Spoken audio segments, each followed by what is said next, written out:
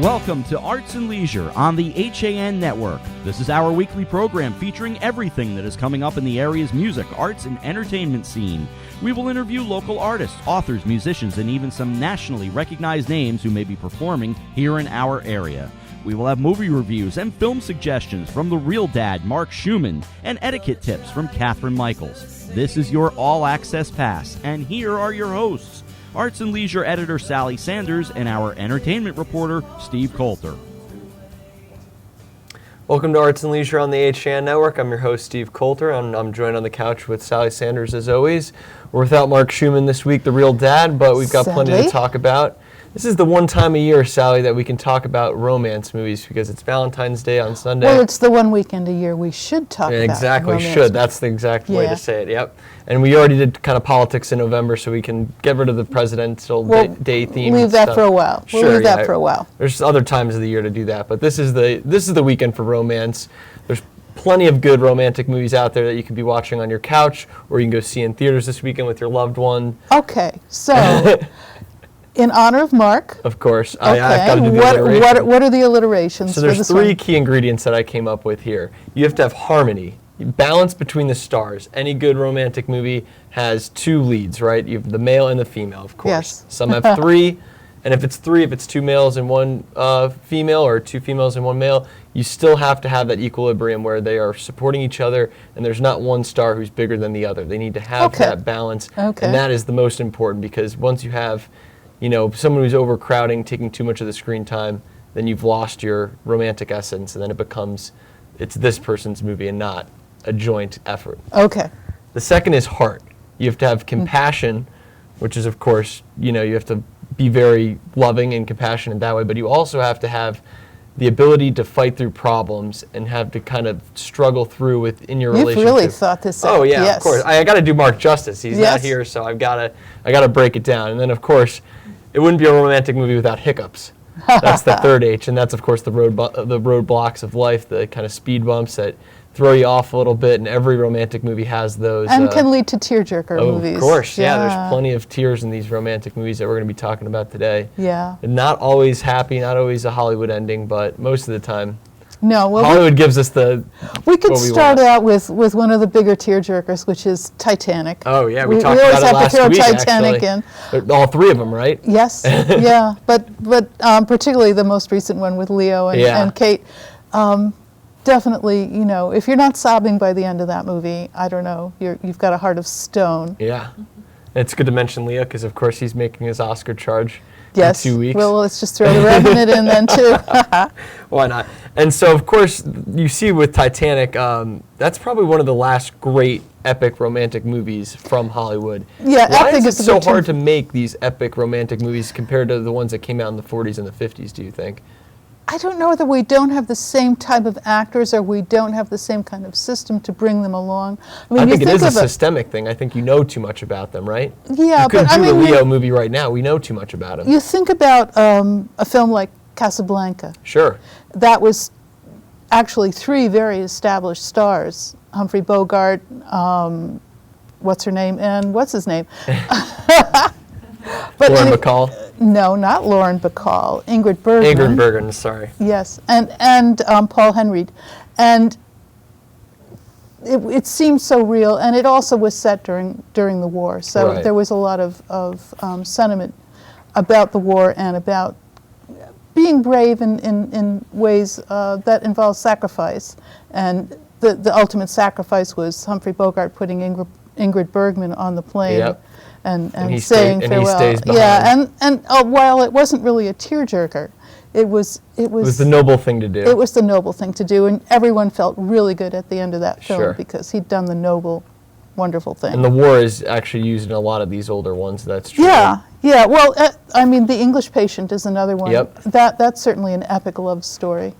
Yeah, that one was probably the last before Titanic, and that also won Best Picture, so two romantic movies went back to back. Yeah. I can't really recall one recently that has challenged for Best Picture. I think the closest one was Her winning for adapted screenplay a few years ago. Yeah, I mean, kind of a quirky romantic. I mean, you couldn't call Brooklyn an epic love story. It's a love story. I did like Brooklyn a lot this year, and that that and Carol were kind of the two. And that those came are out, those are both love and they're stories. contending. Yep. Yeah, but epics, no. No, No. the epics are. I think the day of the epic is kind of come and passed.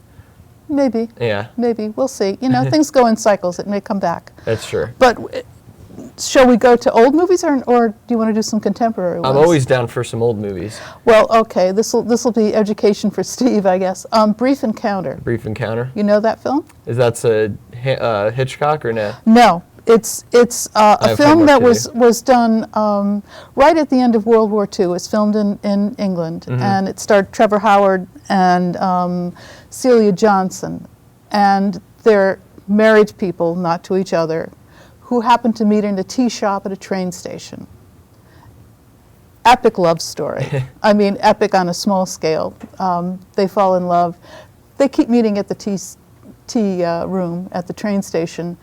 They think about running away with each other, but both are too noble and too devoted to their spouses to do it. And so they have one final meeting at the tea room, and it's all done to the music of Rachmaninoff's So it's a second little bit of a piano. sad ending. It's a where they don't- tearjerker. Yeah, the relationship doesn't actually blossom. And the into filming is anything. very sort of atmospheric of England at the end of the war. It's very dark and shadowy. I was going to say it sounds kind of British. Yeah, yeah. Very British. It's a great film. Another one that I really loved, and it's about the same era, is I Know Where I'm Going, which is with Wendy Hiller, who was one of the great stage actresses in Britain. Which year did that come out? That was 1945 also. Okay. And A phenomenal decade for these movies too. Yeah, I feel like there's like at least 7 These per are year. black and white, and Sure. just it really makes you appreciate the black and white film as a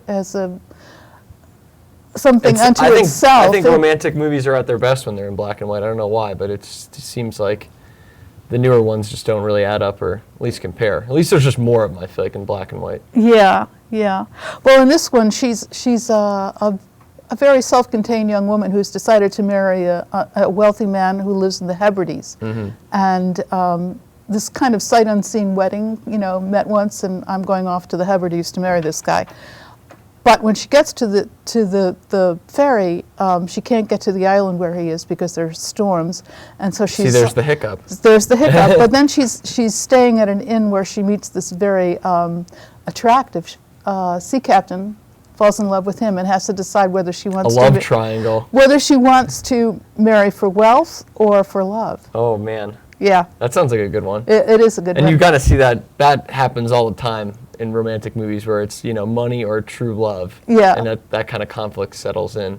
But you have class issues. Do you marry in your class, or do you marry down? Or, Romeo and Juliet, Shakespeare kind of stuff. Yeah, yeah. So another thing that I came up with when I was researching these movies was miscommunication. Yep. You tell someone something and they meet you at the wrong place or the wrong time. Yeah. So the class, of course, is An Affair to Remember, which is Deborah Kerr and Cary Grant. Cary Grant's a staple of this genre. Well, and so they're supposed to meet at the top of the Empire State Building, which should sound familiar to you. Yep. Because there's another film where this happens. You remember what that one is? Remind me. You've Got Mail. Oh, yeah. Tom Hanks, Meg Ryan. Yep. Which was the start of a little spate of Meg Ryan Meg romantic Ryan, yeah. films. She had like 3 or 4 in a row there. Yeah, yeah. But When Harry Met Sally. Yeah, that one's one of my least favorite romantic movies. Really? Yeah, I'm not really a fan of that one. But miscommunication again. Yeah. And again, in the Before Sunset trilogy, the Richard Linklater trilogy that we were talking about before the show came on, that also has a little bit of miscommunication. They're supposed to meet a year later after they meet in Vienna at the train station, and I think he switches up the date or something goes wrong and they're not able to meet each other. Now this is Ethan Hawke and... I want to say Julia Deeply. Yes. And this is filmed over how many years? There's 3 of them, and so it's been filmed. The first one was 95, then 2004, and then 2013. So this is Richard Linklater doing what he does. Yeah, this is his kind of, I think this is his most personal work, and really just a beautiful series. Some of my favorite romantic movies. The first one's, I'd say, the best, but you can't go wrong with Before Midnight, which is the most recent one that came out in 2013. That's a little bit of a downer as far as romance goes, no? No, they end up getting married. They do, In the third but- one, they're married. but happily, unhappily. Well, the third one's kind of, you've settled into your marriage and you're kind It's sort of real life. yeah, Right? you're kind of fighting or balancing and fighting with the imperfections of marriage and kind of, there's a lot of ugly parts to it, but there's also a lot of beautiful parts to it as well. And that's life, right? It's a roller coaster. Yes. You got ups and downs. Okay. That's why we have Valentine's Day. Let's celebrate the highs. Okay. Okay. So what are some of your favorites? I was, you know that I'm going to say The Princess Bride. Okay. Got to get Which that one is in just, there you go. this is the perfect love story, and with the two most beautiful people in the world at the time, Yeah. practically. I thought you were going to go with Roman Holiday there, actually. Well, that would be close too. The other one that I really love is Moonstruck, Okay. which is Nicolas Cage Cher and Cher. Nicolas Cage, and just One of the weirdest crazy pairings love. ever, Yes, yeah. but crazy love, just lots of Look fun. at that hair. She won the Academy Award that year, right? I think she did. Yeah. That's probably like late 80s, early 90s. Right. I can't remember the I think it was date, 88. but yeah, but big hair was in, definitely. Well, that's for sure. And one of the other ones I was thinking about was Sideways, which is kind of mature love. Sideways is like her. It's like you wouldn't think it's a romantic story, but that it really is. It's a yeah, romance at its heart. Paul Giamatti and Virginia Madsen. Yep. He's never been better, Paul Giamatti, in that one. He's really yeah. great. And actually, Sandra Oh, I think that was the first time I'd encountered her, and I thought And she Thomas was. Hayden Church. Oh was yes, great. they made a wonderful pairing. Yeah. It's a really funny one. That's Alexander Payne. He's done a couple of quirky romantic movies Yeah. over the years. Oh, and here's an old one, Now Voyager. Now Voyager, yeah, that's the one you were having me look up beforehand. Yeah, I got yeah. homework to do again. Betty Davis. She's At her most she's beautiful, a staple of this at her genre. most beautiful, with Paul Henreid, who perfected the art of lighting two cigarettes at the same time and passing one over, which And is making it look so cool. it's incredibly cool. Yeah. This is back in the day when cigarettes were totally fashionable and in. Yes, they they were were smoking like chimneys at Yeah, I all was going to times. say. Yes. They must have finished pack after pack after pack. Yes. So that's one for you to Yeah, definitely. check What are some out. of your least favorite ones, or ones that you would recommend people avoiding? I know When Harry Met Sally is one of mine. I wouldn't recommend that one to most people. You know, I don't really have any that I really hated. I'm curious though about this new Jane Austen film that's Oh, you out. want to go see Pride and Prejudice Zombies? No, I'm not sure that I want to go and see it. I was going to say, it doesn't really come across as one that you would go to see. No, but I love Lily James. She's Yeah. adorable, and From Downton Abbey. yes, and Cinderella. too. But She's having a great couple of years stretch here. she's just adorable, and she's got a certain strength to her that comes through. In this film, I think the reviews that I've read, someone said that it's very true to Jane Austen, which is kind of an interesting. Because Jane loved her zombies. No, because Jane loves strong women, and these are women who are pretty good with swords and I would say and so. Look at that. Look at that swing. fighting off zombies, which is apparently was very important in this era. So that might be. It could be my least favorite romantic movie. I was going to don't say, know. Hollywood's gone all the way from Gone with the Wind to zombie apocalypse with Jane Austen story. So Yeah. So from the a whole guy's spectrum of romantic movies. perspective, Sure. romantic movies. On the Waterfront is up there. Casablanca is definitely up there for me. And Say Anything. The Cameron Crowe John movie with Cu- John Cusack. Yeah, Oh, that's a wonderful that film. one you can't miss. They got the scene where he's holding the stereo over his head. That's Oh, probably yes. one of the most iconic images from any movie. How do you It's feel a great about 80s movie too. How do you feel about Hugh Grant? Are you I'm totally off the boat on Hugh Grant. I don't like any of his movies. Okay. What was the one? Mickey Blue Eyes or Mr. Well, I think of Four Weddings and a Four Weddings? Four Funeral. Weddings and a Funeral is good. I like that one. And Love Actually, he was sort of doing his kind of I'm really cute Hugh Grant by then, and Yeah. you know it had kind of He had gotten done like old. 6 romantic movies in an 8-year stretch. He'd Yeah, overstayed his welcome. he had. Yeah. He had. And now where is he? I haven't seen him in years. I think he's actually got a film coming out this year. I can't remember what it's about. So we'll have but to do some more romantic movies when that one comes out. maybe. We're going to maybe. head to a commercial break. We're going to have Catherine Michaels on the couch talking some etiquette. More romance. Yeah, I was going to say the Valentine's Day theme will continue right after the commercial break. Darien Sports Shop is a unique store because it's a family store. A busy mom can come in with kids in tow and find everything she needs for them, and even find a dress for herself for Saturday night. And if she's in a rush, she can simply go home and order it from us that night. We'll deliver it the next day. The Darien Sport Shop. We're pretty on the outside and amazing on the inside. Conveniently located with free and easy parking at 1127 Post Road, Darien, Connecticut. Or shop us online at dariensport.com. When you experience a sports injury, you want to get better and fast. Coastal Ortho Express gives you direct access to orthopedic care quickly. Their physicians are fellowship trained in sports medicine at world-class universities and are also team doctors for area football teams. For specialized personal care of sports injuries, go to Coastal Ortho Express. Open Monday through Saturday in the iPark Building, 761 Main Avenue in Norwalk, or coastalorthoexpress.com. Coastal Orthopedics, keeping you on the move. In Pound Ridge since 1993, the Wine Connection is one of America's best wine shops. Visit our beautiful store for the greatest in wine and knowledgeable service. With wonderful values from around the world to collectibles for your cellar, we are your one-stop source. Visit our online shop at wineconn.com and make sure to sign up for email updates. With great offers, new arrivals, and special events, don't miss all the action at The Wine Connection, including tastings every weekend. The Wine Connection, located at 32 Westchester Avenue, Pound Ridge, New York. Do you do a lot of running around but get nowhere when you're buying a car? Visit Pamby Chrysler Jeep Dodge and Ram for the one-stop buying experience and stop spinning your wheels. It's the new year. The to-do list is long and it's easy to feel pulled in many directions at once. Your professional personal shoppers at Walter Stewart's are ready to check groceries off your list by shopping for you. Save extra time this year and spend it doing more important things. Great food and wine delivered to your home with the same-day service. Shop Stewart's online at stewartsmarket.com. I'm Kate Chaplinsky. Join us for Coffee Break, weekdays at 11 to get the latest Connecticut news, weather, high school sports, and more. News doesn't get any more local than on Coffee Break on the HAN Network. Welcome back to Arts and Leisure on the HAN Network. We are joined on the couch with Catherine Michaels for some etiquette. It's Valentine's Day, so there's plenty to learn here, especially for me.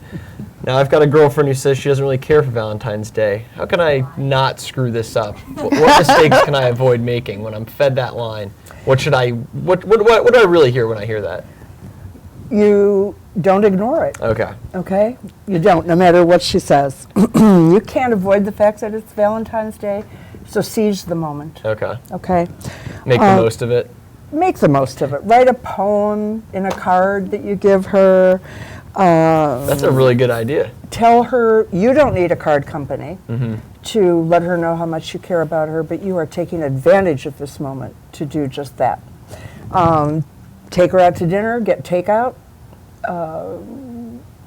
So no delivery? Cook. Cook, yes. Yep, Cook. whatever. Cook's good. And serve that dinner with candles and a rose on the Okay. table for her. So make it very personalized. Make it very personal. And even though florists charge a huge amount of money for flowers on Valentine's Day, one rose is worth the splurge. It's kind of a symbol, right? Since you have a long time and close relationship, a little gift is in order. Sure. That can be personal. That goes without saying, I thought, right? Yes. Yeah. It can be jewelry, is fine. It can be a fragrance. It can be, little heart earrings. It can be something that just is a symbol that it's Valentine's Day and that you're thinking that way about her. And make it romantic and fun. Do something. Even if it's just to take her to a romantic comedy that she's wanted to see that you haven't, because you'd So Pride and much rather see Prejudice, Star Wars again. zombies? Yeah, Because that screams romance, right? it does. Just make it about her. Yeah. Okay, if she wants to see zombies, Yeah. zombies it is. It's her day. It's like, it's Exactly. her special day. I got you. And hopefully she's going to try to make it about you too, but Yeah. you do your best to make it about her. Yeah. Yeah. I got you. Okay. That's called mutual. Yeah. It's a two-way street. So it brings up the question, if you're just starting out in a relationship and you've been on a few dates, but nothing too serious yet. How do you handle Valentine's Day? Are there That guidelines? produces so much stress. Yes. For people because they don't know what to do. And the first thing you have to do is remember that Valentine's Day is also about little kids, maybe your parents, grandparents, a friend. And so it's a time when you can do a very generic kind of Valentine, just a heart that says Happy Valentine's Day. No personal gifts, because that gives kind of a wrong signal. You don't want to appear to be making commitment statements. You're just acknowledging that it's Valentine's Day without reading too much into it. If you ignore it and the other person does something, then you feel bad. If you do something and he or she doesn't, then he or she might feel bad, but that's okay because you're not making it a romantic thing. You're just saying a little Valentine's token, Day. yes. Yeah. I have to say that the first Valentine's gift I got from my husband was a candygram. Oh.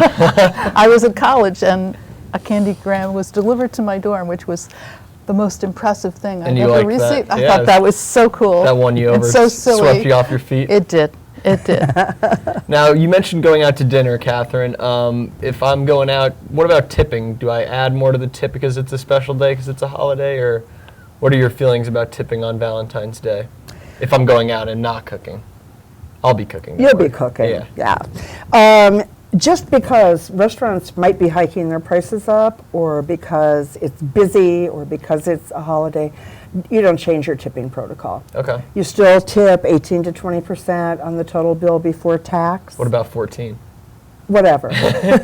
Whatever you're good Valentine's with. Day. But you don't change it. The fact that it's Valentine's Day just has no impact on your tipping protocol. Okay. Yeah. Okay, well, here's a question that's not just Valentine's Day, but anytime.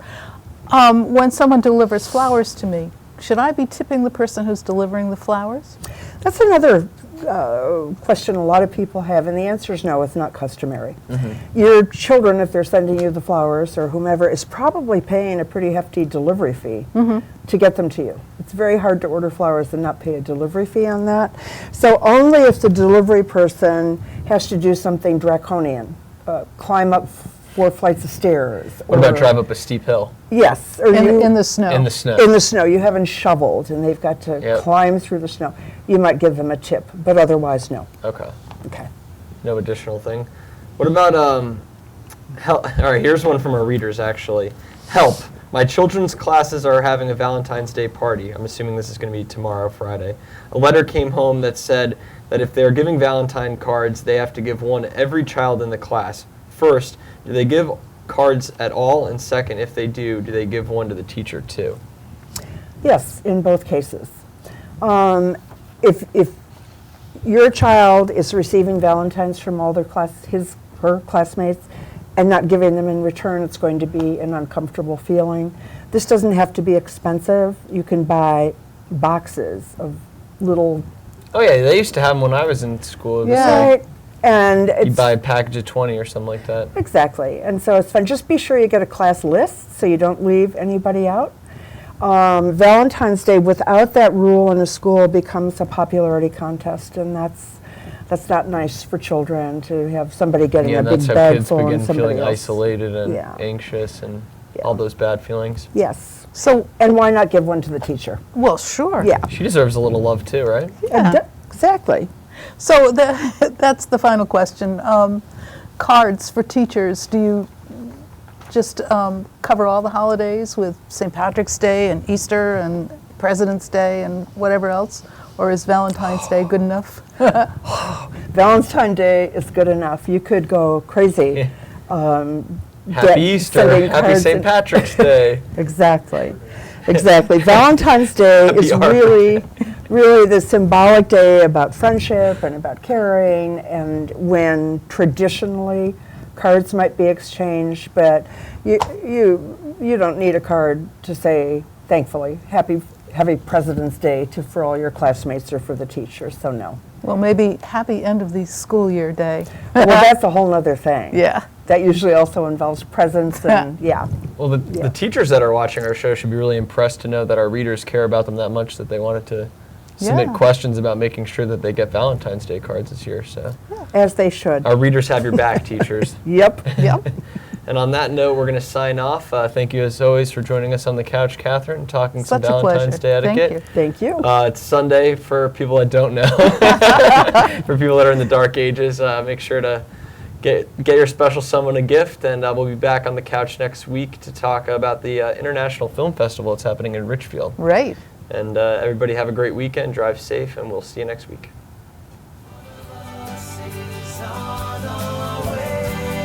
Hey!